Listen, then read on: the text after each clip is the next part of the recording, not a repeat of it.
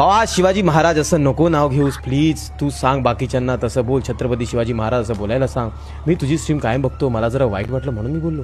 जितेश बाबा, तो जो एक पिक्चर आलेला ना, त्या पिक्चर नंतर तुम्ही हे सगळं करता बघ. महाराज आहेत ना ते आपल्या हृदयात. ठीक आहे, तू प्रत्येक वेळी ते छत्रपती शिवाजी महाराज हे नाव घेतोस, खूप चांगली गोष्ट आहे. पण जर तू शिवाजी महाराज हे आदराने घेतोय, मनापासून घेतोय, मनापासून घेणं महत्वाचं आहे रे. डोक्यात महाराजांना नाही ठेवायचंय, हृदयात ठेवायचंय, लक्षात ठेव. आणि राहिला प्रश्न छत्रपती, ती त्यांची पदवी आहे, ते तर ते आहेतच, त्यात तर काय वादच नाही रे.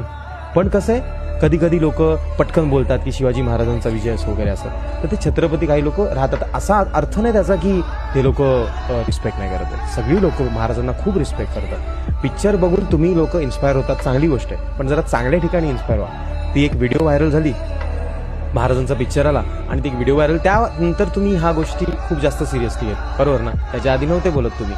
आता आपण समजा महाराजांचा एखादा पुतळा आहे, ओके, आपण एखाद्या एरियात आहे, तिकडे महाराजांचा पुतळा, आपल्या मित्राचा कॉल आला, तर मित्रांनी आपल्याला विचारलं की तू कुठे आहेस, तर आपण काय बोलतो माहिती आहे, मोस्टली तूही किंवा मी महाराजांच्या पुतळ्याजवळ आहे, ये. सिम्पल.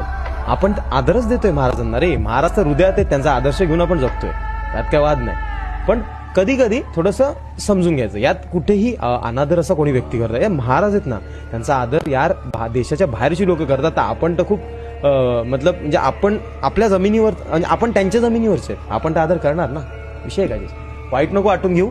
छत्रपती शिवाजी महाराजांचा विजय असो. पण सांगतोय तुला, बस मी एक्सप्लेन केलं, कारण कसं काही लोक थोडीशी ऑफेंड होतात, त्यांना समजवणं गरजेचं असतं.